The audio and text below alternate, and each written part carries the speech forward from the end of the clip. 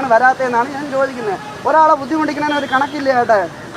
നിങ്ങളൊരു പെണ്ണാണ്, ഞാൻ ഒരു ആണായതുകൊണ്ടാണ് നിങ്ങൾ ഇങ്ങനെ പറയുന്നത്. ഈ നാളെ ഒരു കാലത്ത് നിങ്ങൾ അനാവശ്യം പറഞ്ഞെന്ന് പറഞ്ഞ് നിങ്ങൾ ചെയ്ത് കൊടുക്കും. എനിക്ക്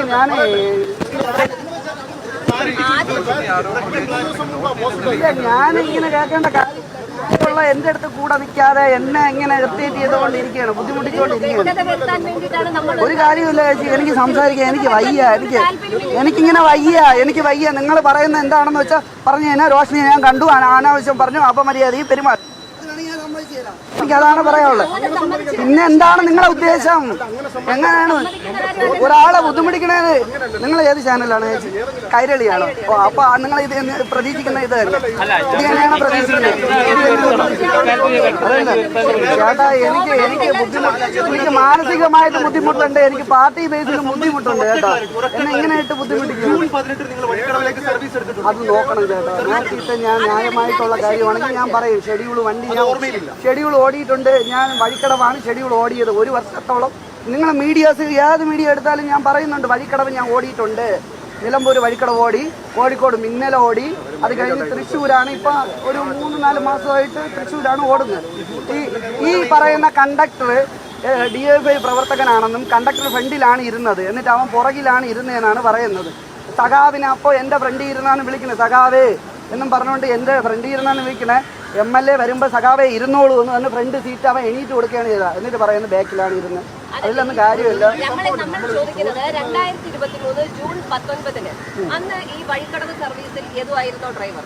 ഏതുമായിരുന്നു ഡ്രൈവർ എന്ന് വെച്ചാൽ ഞാൻ തിരക്കിയിട്ടില്ല, ഞാൻ ഡിപ്പാർട്ട്മെന്റുമായിട്ട് ഇടപെട്ടിട്ടില്ല. ആ സമയത്ത് ഏത് വേറെ റൂട്ടിൽ സർവീസ് നടത്തിയിരുന്നു?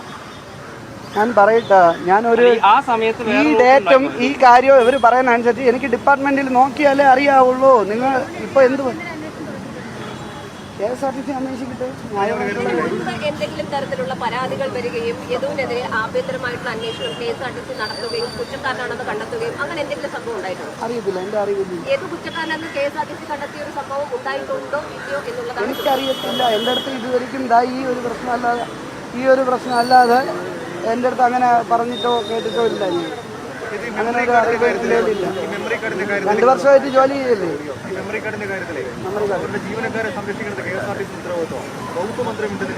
ജീവനക്കാരെ അങ്ങനെയൊന്നുമില്ല. മെമ്മറി കാർഡ് പോയിട്ടുണ്ടെങ്കിൽ അത് കോടതി കേസ് കൊടുത്തിട്ടുണ്ട്. അത് മെമ്മറി കാർഡ് എന്തായാലും കോടതിയിൽ തെളിയിക്കണമല്ലോ.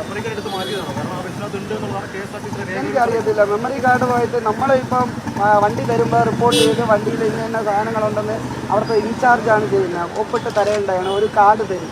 കാർഡാണ് നമ്മളെ താക്കോലായിട്ട് നമ്മൾ കാണുന്നത്. ആ കാർഡ് വാങ്ങിച്ചുകൊണ്ടാണ് നമ്മൾ പോകുന്നത്. അതിൽ ഈ മെമ്മറി കാർഡ് ഉണ്ടോ എന്നല്ല, ബ്രേക്ക് ചെക്ക്, വണ്ടി ഫുള്ള് ചെക്കിങ് എന്ന് പറഞ്ഞ് എഴുതി ഒപ്പിട്ടാണ് തരുന്നത്. അപ്പോൾ അവർ ചെക്ക് ചെയ്ത് തരുന്നതാണ്. നമ്മൾ പിന്നെ അതിനെക്കുറിച്ചൊന്നും നോക്കുന്നില്ല.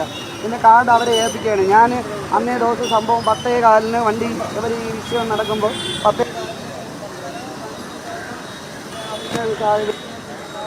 ഒപ്പിട്ട് ഞാൻ കൊടുക്കുക. വണ്ടി അവരെഴുതി ഒപ്പിട്ടതിന് ശേഷം അങ്ങ് കൊടുക്കുകയാണ് ചെയ്തത്. കാർഡ് അവരെ ഏൽപ്പിക്കുകയാണ്. പിന്നെ വണ്ടിക്ക് എനിക്കൊരു അറിവുണ്ട്. അടുത്ത ദിവസം സർവീസ് നടത്തിക്കണം. അതിനുശേഷം ഞാൻ ഇതിനെക്കുറിച്ചൊന്നും അറിയുന്നില്ല. ഈ വാർത്തയിൽ ഞാൻ എയറിലാക്കിക്കൊണ്ടിരിക്കുകയാണ്.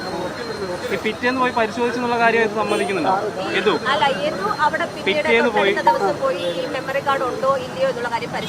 അങ്ങനെ ഞാൻ പരിശോധിക്കേണ്ട കാര്യമില്ല. അത് മുൻപ് പറഞ്ഞിട്ടുണ്ട്, അങ്ങനെ പരിശോധിച്ചു എന്ന് പറഞ്ഞതുകൊണ്ടാണ് ചോദിക്കുന്നത്. വണ്ടി അവിടെ കിടക്കുന്നുണ്ടെന്നാണ് പറഞ്ഞത്. പരിശോധിച്ചു, മെമ്മറി കാർഡ് ഉണ്ടെന്ന് ഞാൻ പറഞ്ഞിട്ടുണ്ട്. അല്ല, അവിടെ പോയി ഡോറിന്റെ അവിടെ നിന്നിട്ട് CCTV പ്രവർത്തിക്കുന്നുണ്ടോ എന്ന് ഞാൻ ഡോറിന്റെ അവിടെ നിന്നിട്ട് ഞാൻ അങ്ങനെയല്ല പറഞ്ഞത്. എനിക്ക് വ്യക്തമായിട്ട് അറിയാം. ആ വീഡിയോ ഉണ്ടെങ്കിൽ ഒന്ന് എടുത്തു കഴിഞ്ഞാൽ വളരെ ഉപകാരം. അത് നേരെ ഞാൻ പോകുന്ന ATR റൂമിലോട്ടാണ്. അപ്പൊ ബസ് ഫ്രണ്ടിൽ കിടക്കുന്ന അപ്പൊ ഞാൻ എന്ന് പറയും.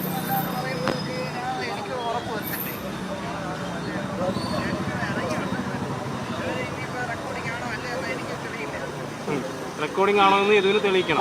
അതിന്റെ ഭാഗമായിട്ട് അവിടെ പോയി പരിശോധിച്ചു. എന്താണ് വണ്ടിക്കകത്ത് കയറി പരിശോധിച്ചു? ഡോറിന്റെ ഭാഗത്ത് നിന്ന് പരിശോധിച്ചു എന്നാണ് അതിനകത്ത്. ഡോറിന്റെ അകത്ത് നിന്ന് ATR അങ്ങോട്ട് പോയപ്പോ നോക്കി എന്നാണ് ഞാൻ പറഞ്ഞത്. ഡോറിന്റെ ഭാഗത്ത് നിന്ന് CCTV പ്രവർത്തിക്കുന്നുണ്ടോ എന്ന് അതിനകത്ത് പറയുന്നു. ഇപ്പൊ ഏതും അങ്ങോട്ട് പോയിട്ടില്ലെന്നാണ് പറയുന്നത്. ഞാൻ പോയിട്ടില്ലെന്നല്ലല്ലോ എപ്പോഴും പറയുന്നത്. പോയിട്ടില്ലെന്ന് പറഞ്ഞു. ശരി, ആയിക്കോട്ടെ. KSRTC കാര്യം പറഞ്ഞു തന്നാൽ ഞാൻ അതേപോലെ പറയാം. അതാണ് ഞാൻ പറയുന്നത്.